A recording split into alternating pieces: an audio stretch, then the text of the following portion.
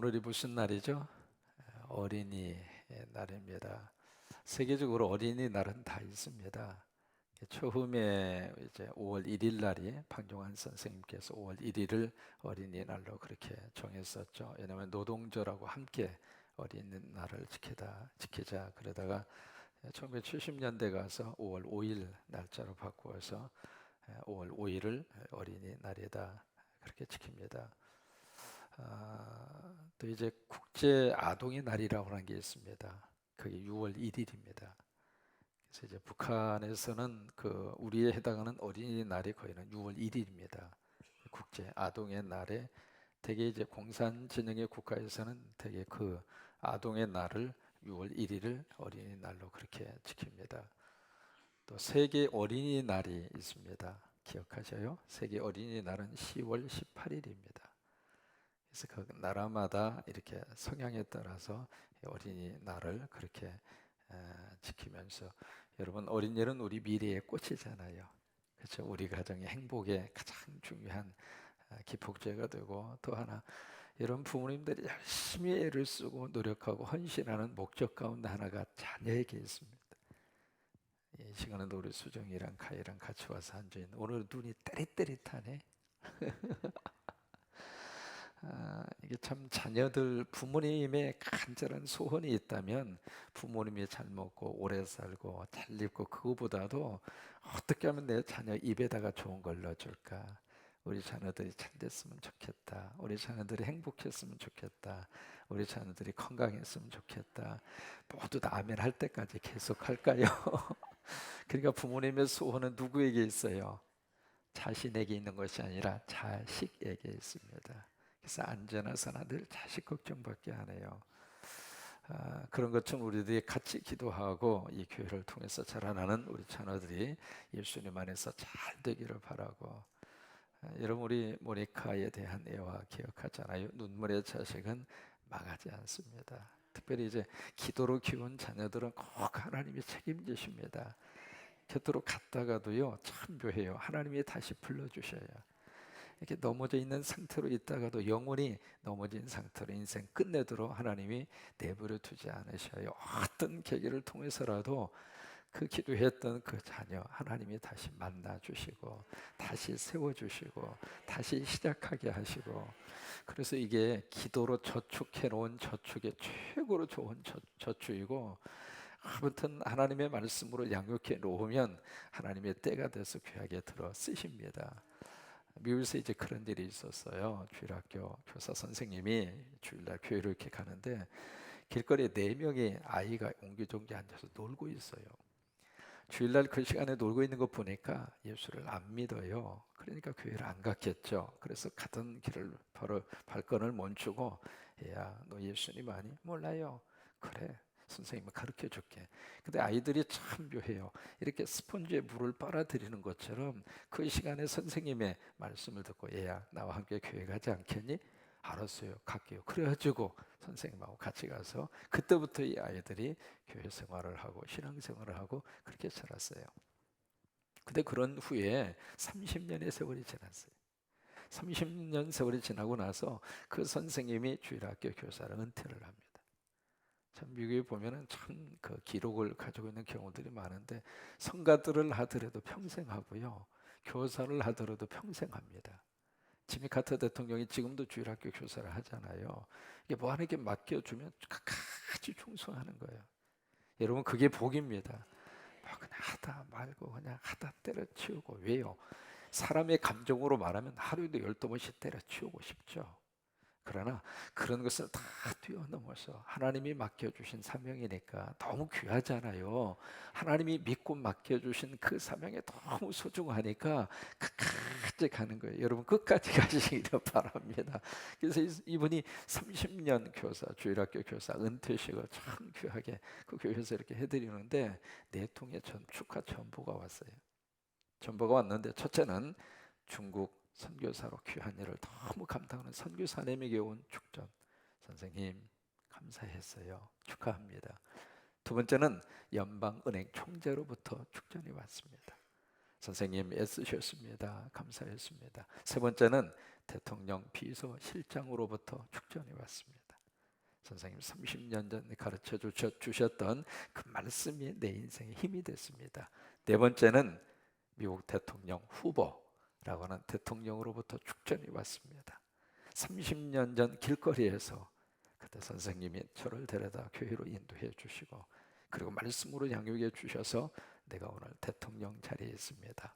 그래서 그 편지가 온 거예요. 여러분, 라스베가스 가시다 보면 후보댐이라고 하는 유명한 관광지 댐이 있거든요. 그 만든 사람이 후보예요. 그러니까 우리 아이들 속에 기도와 말씀으로 양육을 해 놓으면 하나님이 그렇게 들어 쓰시는 거예요. 우리 성광교회 안에 있는 모든 어린 생명들, 우리 가정 속에 담아주신 귀한 자녀들, 손주들, 하나님이 복 주시게 되기를 주의 이름으로 축원합니다. 마태복음 24장은 두 가지 질문으로 시작을 했잖아요. 언제 이런 일이 일어나겠습니까? 시간에 대한 문제이고, 두 번째, 어떤 징조가 있겠습니까? 그래서 이제 그 문제를 예수님이 자세하게 다루고 있습니다. 오늘 말씀의 주제는 때에 대한 문제입니다. 36절에 보실까요? 그러나 그 날과 그때는 아무도 알아요, 몰라요? 몰라요. 여러분, 이것이 성경이 말씀하고 있는 종말의 때에 대한 문제입니다. 그럼 보세요. 예수님이 모른다고 말씀하신 내용을 사람이 안다? 맞을까요? 틀릴까요? 틀려요. 틀리는데도 불구하고 그런 유혹에 현혹돼서 가요. 왜요? 그 정도로 사람은 참 약합니다. 불안하기 때문에 그래요. 행여라도 그때 예수님 오시면 어떡할까? 그때 내가 휴거 되지 못하면 어떡할까? 아니, 우리 가정이 그때 예수님 앞에서 휴거 되지 못하면 어떡할까? 그 불안 심리를 마귀와 사탄과 이단들이 이용하는 거예요. 36절 다시 보세요. 그러나 그 날과 그때는 아무도 모른다. 여러분, 이것이 성서적입니다. 그러니까 안다고 나오는 사람은 전부 다 영적인 또라이입니다. 그러니까 예수님 분명히 말씀하시잖아요. 아무도 모르나니, 누구도 모르는가? 하늘의 천사도 모르고 누구도 몰라요? 아들도 모르고, 그 다음에 오직 누구만 알아요? 아버지만 아시느니라. 살면서 모든 것을 다 아는 것이 축복이 아닙니다. 때로는 모르는 게 복이에요. 그렇잖아요. 사람이 태어나는 순간에 죽을 날짜를 안다고 생각해봐요. 그게 축복이에요? 아니에요. 그러니까 우리들이 모르고 살아야 되는 것이 훨씬 더 많더라고요. 부부의 관계도 마찬가지입니다. 내가 그 사람에 대해서 어느 정도 몰라야 신비로움이 있고, 몰라야 서로 덮어가면서 사는 거지, 그 사람의 모든 것을 다 안다고 생각해 보세요. 그때부터 사람은 참 그 관계가 묘해져요. 그래서 어느 정도 관계, 정상적인 관계를 유지하려면 좀 떨어져 있는 게 좋아요. 목사와 여러분의 관계도 마찬가지입니다. 너무 목사에게 다가오고 목사를 가까이 하고 목사를 친하게 지내고, 그래서 목사에 대한 모든 것을 다 알면은 참 그 목사님과 관계가 오래되리라 그렇게 생각합니다만은, 사람은 그렇지 못해요. 가까이 하다가 보면 흠을 알게 되고, 흠을 알게 되면 관계성이 멀어지게 되고, 그래서 정말 소중한 관계는 어느 정도 거리감을 두는 게 좋아요. 서로를 위해서 그런 거예요. 아멘. 그러니까 저도 여러분과 어느 정도 거리감이 있는 것이 좋고, 여러분도 저와의 관계에서 거리감을 어느 정도 두는 게 좋아요. 그렇다고 저 멀리 있어가지고 말이야 만원경으로 봐야 보일 정도로 그렇게 하면 안 돼요. 그러니까 아버지만 아신다 그거예요. 그러니까 모든 것을 다 알려고 하지 마세요. 우리가 믿음 생활할 때도 마찬가지거든요. 어느 정도 궁금증이 생길 수밖에 없어요. 우리가 천국에 대해서 다 알아요? 모르잖아요. 죽음 이후의 세계에 대해서 다 알아요? 잘 모르잖아요. 그렇다면 우리가 우리 몸 안에 있는 모든 이 신체 기능과 장기의 내용을 다 알아요? 모르잖아요. 구체적인 예로, 여러분 등 뒤가 있어요, 없어요? 등 뒤 있어요, 없어요? 보셨어요? 그러니까 이게요, 모르는 게 더 많습니다. 이 우주에 지금 우리 눈으로 보잖아요. 우리 눈으로 볼 수 있는 게 많아요? 보지 못하는 게 더 많아요? 못 보는 게 더 많아요. 우리 눈은 너무 커도 안 보이고 너무 작아도 안 보여. 지금 여러분 지금 그 공기 중에 먼지 보입니까? 이게요, 참 하나님이 우리들을 어느 정도 이렇게 다 막아 놓으셨어요. 왜? 막아 놓아야, 그래야 사람은 살아요. 막아 놓아야. 그러니까 여기에서도 마지막 때에 대한 부흥도 마찬가지입니다. 오직 아버지만 아시느니라. 여러분, 이 시간 이후로 그 어떤 사람이라 할지라도 종말의 시간과 종말의 때를 이야기하는 사람이 있으면 전부 다 잘못된 사람들이에요. 그러면서 37절에 한 예를 들고 있습니다. 노아의 때와 같이 인자의 임함도 그러하리라. 홍수 전에 노아가 방주에 들어가던 날까지 사람들이 먹고 마시고 장가들고 시집가고 있으면서, 그때까지 노아가 120년 동안 전도한 거예요. 1, 2년이 아닙니다. 120년 동안 계속 전도하면서 홍수가 온다, 하나님의 심판이 온다, 그렇게 해서 이야기했거든요. 안 들은 거예요. 그러면서 언제까지 안 들었느냐? 방주에 들어가던 날까지, 그날 하나님의 홍수의 심판이 임하는 그 순간까지도 그걸 모르고 장가들고 시집가고 있으면서, 이 자체가 틀렸다 그 말이 아닙니다. 35절에 홍수가 나서 그들을 다 멸하기까지 어떻게 했어요? 그러니까 깨닫는 것이 복입니다. 말씀도 내 안에 믿음으로 와닿는 것이 복이고, 기도도 하나님의 내 기도 들으신다, 그 믿음 있는 것이 복이고, 그러니까 영적으로 깨달음이 있을 때 행복한 거예요. 설교도 깨달음으로 와닿을 때 행복한 거거든요. 그러니까 깨닫지 못하였으니 인자의 임함도 이와 같으리라. 그러니까 예수님이 오실 무화과나무의 비유가 그거잖아요. 시즌은 우리가 안다고 그랬어요. 정확한 날과 그 시간은 누구도 모르지만 그 즈음한 계절적인 것은 알 수 있다 이 말이에요. 아, 지금이 봄이구나. 지금 얼마나 좋아요. 여기를 보아도 저기를 보아도. 나 우리 성광교회가 이렇게 조경을 잘 해놓은 줄을 진즉이 몰랐어요. 참 꽃이 피어 있으니까 너무 아름다워요. 그런 것처럼 우리가 지금이 어느 시즌인가, 지금이 겨울은 아니잖아요. 그죠? 그렇죠? 겨울은 지나고 봄이 오고, 그런 것처럼 예수님이 언제 정확하게 올지는 모르지만은, 아, 주님 오실 때가 다 와갔구나. 영적으로 그것을 깨달으면 얻을 수가 있거든요. 아, 말세가 다가와졌구나, 그런 이야기예요. 40절에 그때에 두 사람이 밭에 있으며 한 사람은 데려가고 한 사람은 버려둠을 당할 것이고, 두 여자가 맷돌질을 하고 있으며 한 사람은 데려가고 한 사람은 버려둠을 당할 것이라. 이게 바로 구별입니다. 그러니까 한 사람은 하늘나라로 가고 한 사람은 지옥으로 가고. 그러니까 이게 그때 추수의 역사가 나타나, 알곡과 가라지로 구별되는 역사가 그때 일어나게 된다는 것이에요. 그러면서 42절에 그러므로 어떻게 있으라? 깨어 있으라. 이게 계속 준비하고 있는 말씀이에요. 44절에서도 이러므로 너희도 어떻게 하고 있으라?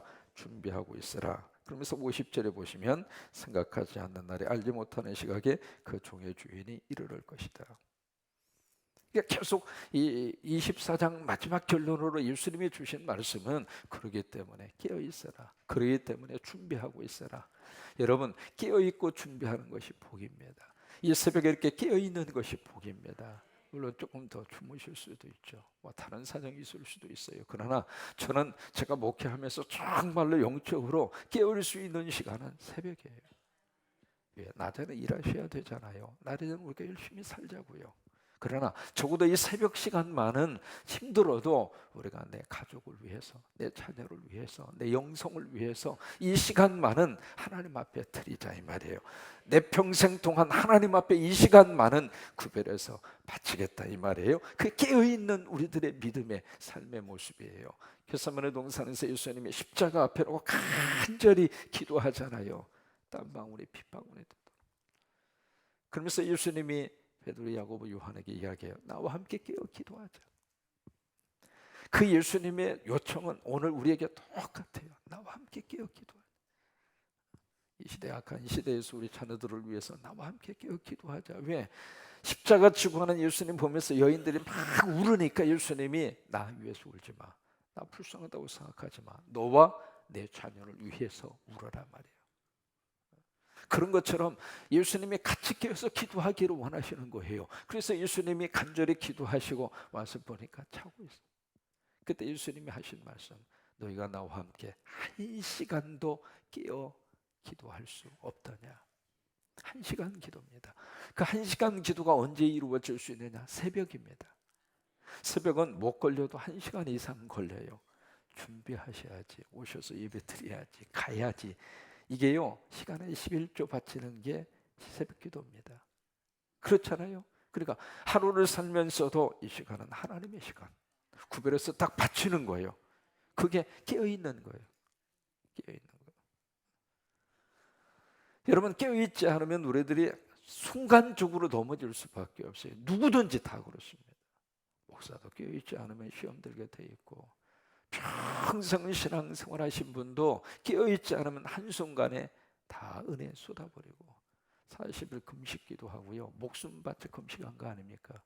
금식기도 하고 집에 와가지고 부인하고 대판 싸우고 그 은혜 다 쏟아버린 사람도 있어요. 40일 동안이나 금식하면서 그렇게 기도하고 성령의 은혜를 충만하게 받고 온 사람이 집에 딱 와서 감정 한번 건드니까 폭발하는 거예요. 그게 사람이에요. 그러니까 깨어있지 않으면 우리 스스로가 선조로 생각하느냐, 넘어질까 조심하라. 그래서 깨어있네. 어떻게 좀 그러면 준비하고 깨어있을 수 있겠는가? 그게 오늘 우리의 숙제 아니겠어요? 마지막 때에 그래서 하나님이 준비할 수 있도록 우리에게 주시는 것이 성령님이세요. 내가 말세에 남종과 여종에게 성령을 부어주리니, 내가 말세에 남종과 여종에게 성령을 부어주리니, 성령을 부어주리니. 여러분, 5월 29일 산상 집회 시간에 하나님의 그런 영이 부어지기를 원합니다. 성령을 부어주리니. 그러니까 마지막 준비하고 깨어있는 것은 성령이에요. 성령 이외에는 준비할 수 있는 것이 없어요. 이민 목회 이렇게 하다가 보면 국제 결혼하신 분들이 참 많아요. 한국에서 만나는 것보다 더 많이 만날 수가 있죠. 근데 이제 그 집에 어느 목사님이 신방을 갔어요. 남편이 그 미국 사람이고, 그 다음에 이제 부인은 한국 사람이고, 그래서 신방을 딱 갔는데 문을 딱 여니까 목사님을 향해서 반갑게 팍 웃는 모습은 좋았는데, 목사님 개새끼 어서 들어오세요 그러는 거예요. 갑자기 여러분, 개새끼라는 말을 들으니까 묘한 감정이 있잖아요. 여러분 그렇잖아요? 새끼는 다 좋아요. 예뻐요. 너무 예쁩니다. 심지어 쥐새끼를 봤는데 쥐새끼도 어렸을 때 보니까 너무 예뻐요. 새끼는 참 예쁘고, 근데 개새끼라는 말은 참 묘한 뉘앙스가 있잖아요. 그러니까 목사님 개새끼 어서 들어오세요. 그러니까 갑자기 이 양반이 왜 나보고 개새끼라고 그러나. 미국 사람이 한국말을 배운 거예요, 그 말을. 그래가지고 이제 그렇게 하니까, 그래서 좀 감정이 좀 상한 상태에서 신방을 마치고 딱 왔는데 그 부인이 미안하니까 전화가 온 거예요. 목사님 죄송해요. 사연을 이야기하는 거예요. 며칠 전에 자기 남편하고 대판 싸운 거예요.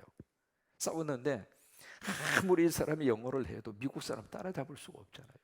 부부 싸움을 하는데 남편은 막 영어로 이야기하는데 이 한국 부인은 하다가 맡기고 하다가 맡기고, 그러니까 속상하니까 이 개새끼야 그렇게 이야기한 거예요. 그러니까 갑자기 미국 남편이 개새끼 이게 무슨 말인가? 평소에 듣지 않는 말이니까. 그래서 도대체 이 개새끼가 무슨 말이나 싶으니까 순간적으로 참 잘못했네, 실수했네, 그 생각이 들어서 좋을 때 하는 말이라고, 사람을 환영할 때 하는 말이라고 그렇게 하고 이제 넘어갔어요. 그리고 지나간 줄 알았거든요. 근데 목사님이 왔는데 목사님 개새끼 어서 들어오세요.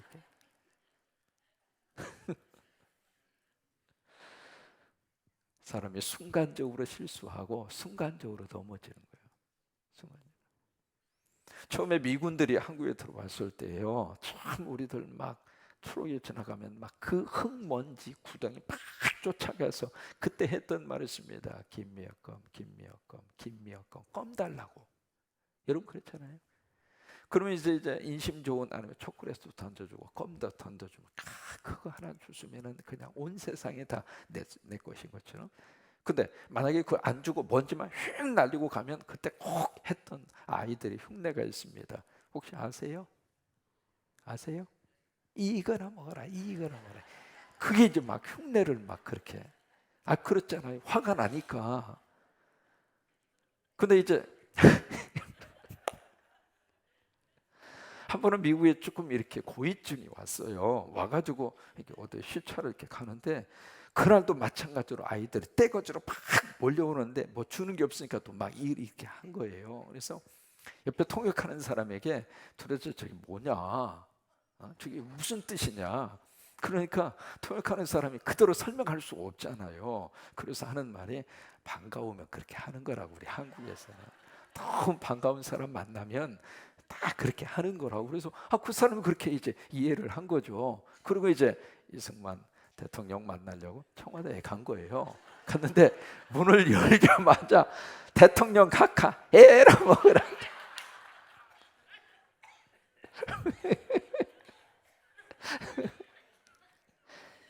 이게 말이죠. 사람이 그 유명한 그 일화입니다. 그게 이게 참 사람이 실수한다는 게 한순간이에요. 한순간. 그래서 우리가 준비하고 깨어 있을 수 있는 것은 우리 힘으로 안 돼요. 성령님이 도와주셔야 돼요. 성령으로 함께 해주셔야 되고, 성령이 붙들어 주셔야 되고, 성령이 우리를 함께 해주시고. 여러분을 만나는 사람마다 에라 먹으라 그러지 마시고, 특히 집에 들어가자마자 자고 있는 남편 깨워가지고 에라 그렇게 하지 마시고, 이런 마지막 때일수록 가정을 지키기 위해서 성령으로 충만하고, 우리 아이들이 성령으로 충만해서 예수님 안에서 잘 됐으면 좋겠고, 우리 교회가 성령으로 충만해서 정말 하나님이 기뻐하는 아름다운 역사가 이루어지기를 주의 이름으로 축원합니다.